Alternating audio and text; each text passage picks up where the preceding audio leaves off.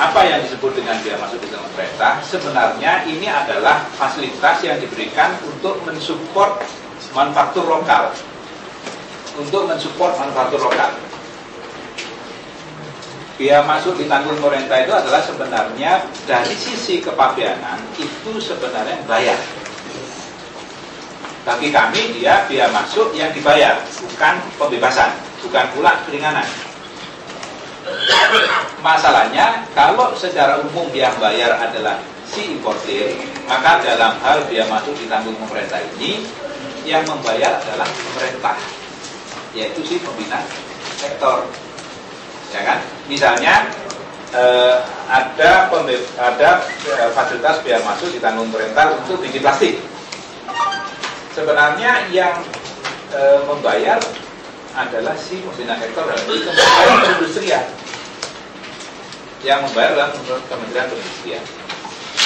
Apa tujuannya? Tujuannya supaya manufaktur yang di domestik ini bisa dapat memproduksi secara lebih efisien, dapat berkompetisi dengan produsen di luar negeri, dan kemudian dapat memenuhi kebutuhan demand dari masyarakat konsumsi di dalam negeri, daripada dia disuplai oleh barang-barang impor. Ya, logiknya gitu ya. Jadi kalau bahasa narasinya adalah fasilitas ini diberikan kepada perusahaan yang bergerak di sektor industri tertentu, sudah semua, yaitu industri yang memenuhi penyediaan barang dan jasa untuk khalayak ramai dan dikonsumsi oleh masyarakat yang termasuk ini. Saya kira ini adalah salah satu yang disupport dengan BNPB. Dan untuk melindungi konsumen, meningkatkan daya saing tadi yang saya bilang ya, supaya dia bisa berkompetisi dengan manufaktur di luar negeri. Kemudian meningkatkan penyerapan tenaga kerja. Kalau nanti dengan dikasih BNPB ini nanti manufakturnya bisa berkembang, tentunya akan ada multiplier effect. Yang itu nanti pasti akan lebih meningkatkan kemampuan ekonomi nasional.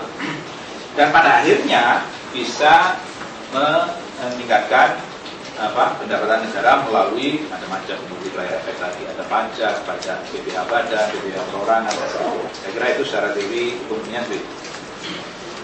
Nah, objeknya apa?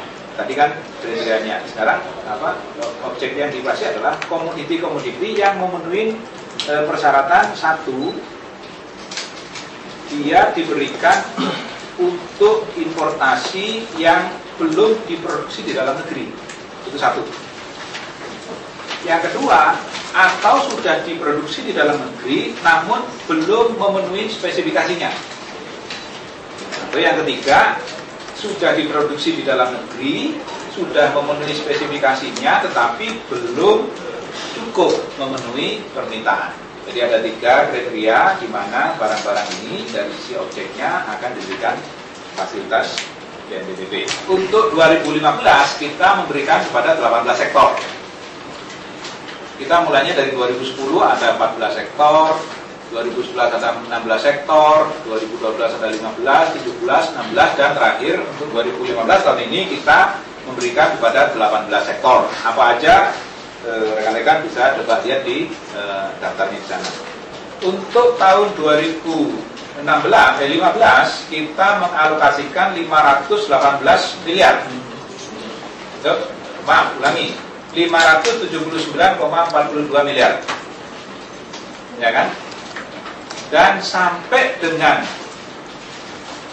per hari ini kita sudah mengeluarkan persetujuan sebanyak 48,41 miliar. 2015 fasilitas ini sudah di-announce oleh pemerintah di awal tahun. Jadi Bea Cukai sudah mengeluarkan kebijakannya itu Januari 2015 dan kita sudah siap melayani.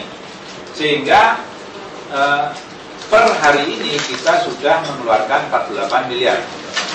Kami lanjutkan bahwa seperti yang saya sampaikan tadi, bahwa Bea Cukai telah mengeluarkan Per 01/BJ/2015 untuk cuplak daripada pemberian BNPTB ini. Ini untuk menindaklanjuti payung hukum yang di atasnya. BNPTB ini diberikan berdasarkan 2 payung hukum PMK dan 1 payung hukum Peraturan Direktur Jenderal Bea dan Cukai. Untuk yang PMK itu nomornya adalah 248, sedang itu adalah pengaturan induk namanya. Maksudnya apa? Maksudnya bahwa berbeda dengan tahun-tahun sebelumnya yang pengaturan mengenai pemberian fasilitas ini dikeluarkan setiap tahun. Jadi mengenai subjeknya, objeknya itu selalu berulang setiap tahun. Itulah yang menyebabkan kenapa kemudian terjadi delay. Sekarang kita cukup keluarkan sekali saja dan berlaku seterusnya. Itu untuk tahun 2015 ini. Kemudian untuk mendapatkan fasilitas BNPTB ini,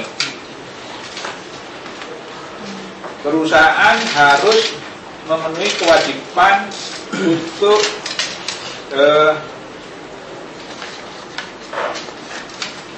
menyampaikan dokumen secara teknis, secara administratif, dan juga ada kewajiban pelaporan. Jadi dia harus mengikuti beberapa hal yang diatur di situ, yaitu hal terkait dengan spesifikasi, kemudian prosedur, dan kemudian adanya pelaporan.